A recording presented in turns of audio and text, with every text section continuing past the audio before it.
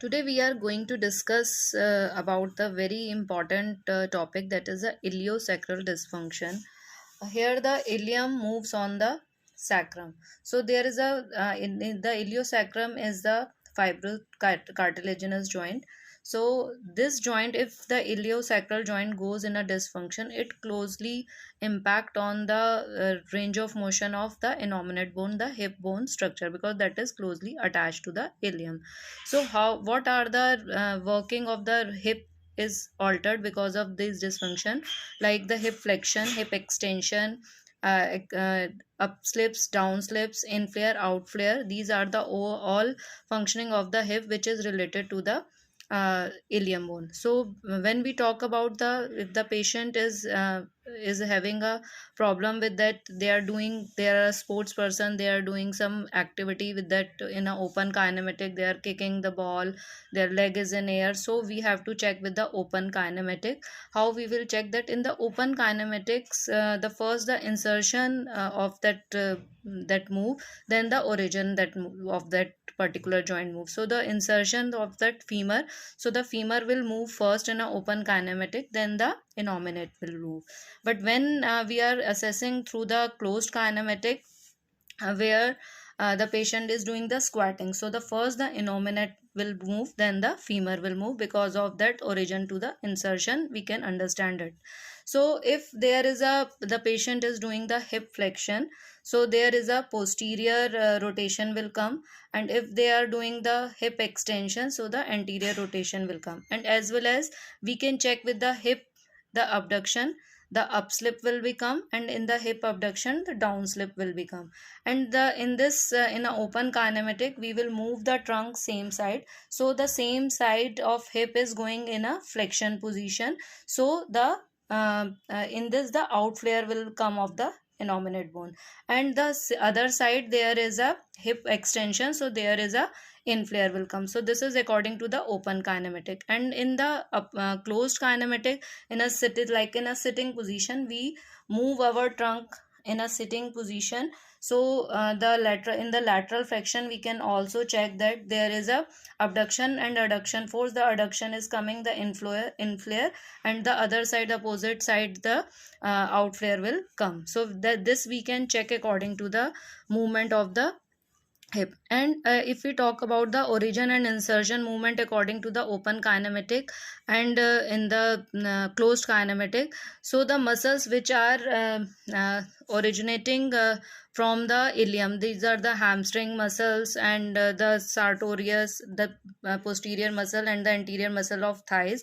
So that will pull and then these are the originating, so that is in a closed kinematic, that will be pulled down. So there is a tightness in hamstring also, there is a tightness in the quadricep muscles also will come, because of the they are originating from the ilium.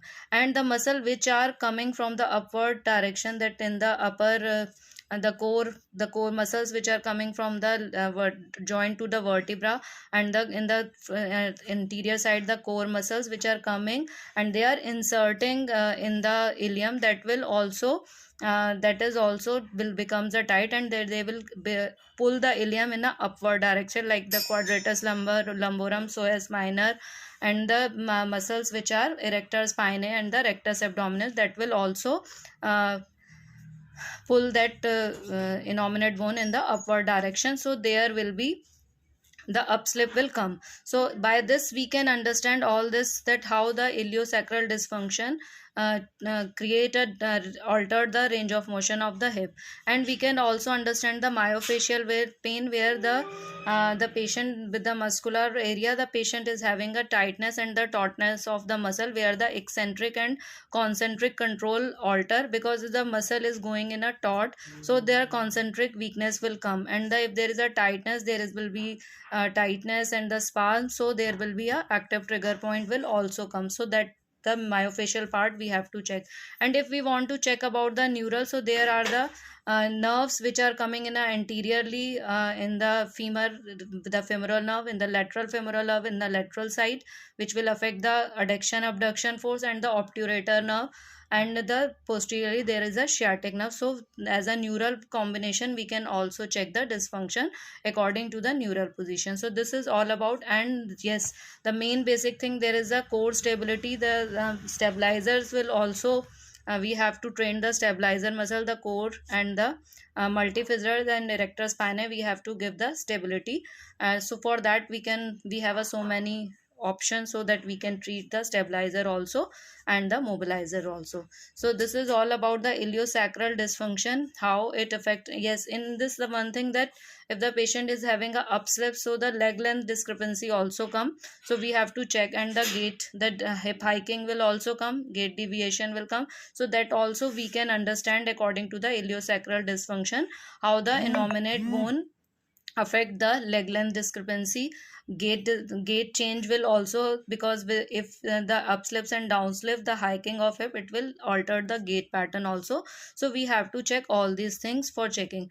And for the because of this the iliosacral dysfunction, because there are positioning of the ligaments which plays, if they are not giving the stability, that the joint become unstable. So that we can also check according to the force closure and the form closure test. That is a very uh, right test for that, check the instability of that particular ligament, where we can check the force, the active structure like muscles and the joints with the form closure. So this is all about that, how we can check the ligaments, and how we can check the muscles according to their eccentric and concentric control, and how we can check neural according to the symptoms and the tunnel sign check and the numbness till the foot.